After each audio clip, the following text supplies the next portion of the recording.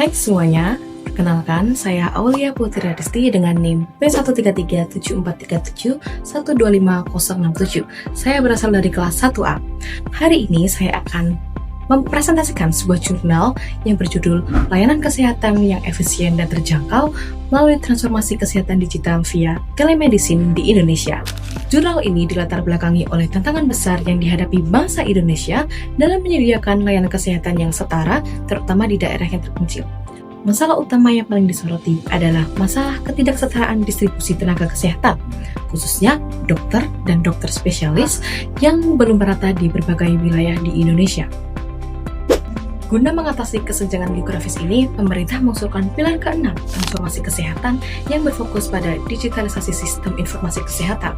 Disinilah teknologi telemedicine hadir sebagai inovasi yang memungkinkan penyedia layanan terhubung langsung dengan pasien secara daring tanpa terhambat batasan lokasi. Penerapan telemedicine di Indonesia terbukti membawa banyak sekali dampak positif bagi efisiensi sistem kesehatan. Dari sisi pasien, layanan ini secara nyata mempermudah akses pengobatan, menghemat biaya transportasi, serta mengurangi waktu tunggu antrian di fasilitas kesehatan.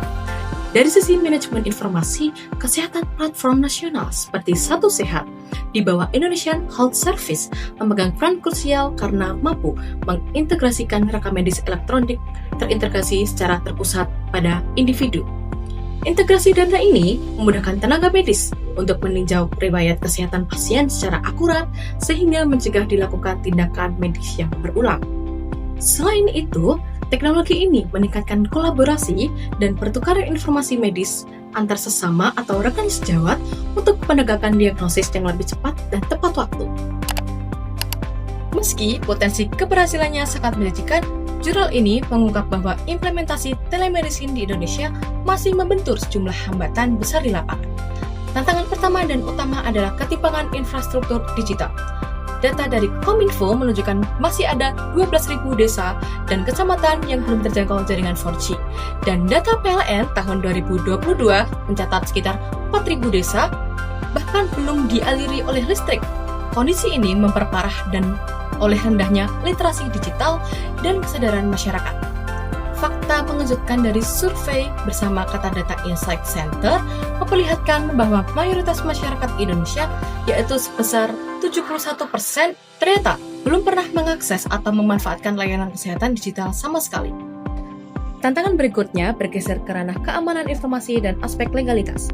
Integrasi data berskala nasional otomatis memicu kekhawatiran masyarakat terhadap risiko pencurian data sensitif seperti nomor KTP dan riwayat penyakit. Pemerintah memang telah merilis UU nomor 27 tahun 2022 tentang perlindungan data pribadi atau UU PDP untuk meminimalkan ancaman tersebut. Namun, regulasi yang mengatur spesifik tentang praktik kedokteran interaktif antara dokter dan pasien melalui aplikasi pihak ketiga dinilai belum cukup komprehensif. Terakhir, tantangan datang dari adopsi teknologi oleh SDM kesehatan. Indonesia saat ini masih mengalami kekurangan tenaga kesehatan yang memiliki latar belakang pendidikan formal di bidang informatika kesehatan dan sistem teknologi informasi. Akibatnya, proses adaptasi dan waktu pelatihan nakes menjadi lebih lama, yang apabila diabaikan justru beresiko menghambat kualitas pelayanan sehari-hari.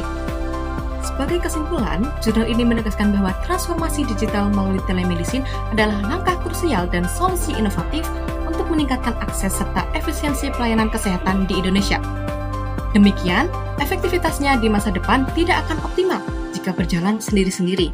Oleh karena itu, rekomendasi strategis berupa pentingnya membangun kolaborasi lintas sektor yang melibatkan antara Kementerian Kesehatan, Kominfo, PLN, institusi kesehatan, hingga organisasi profesi.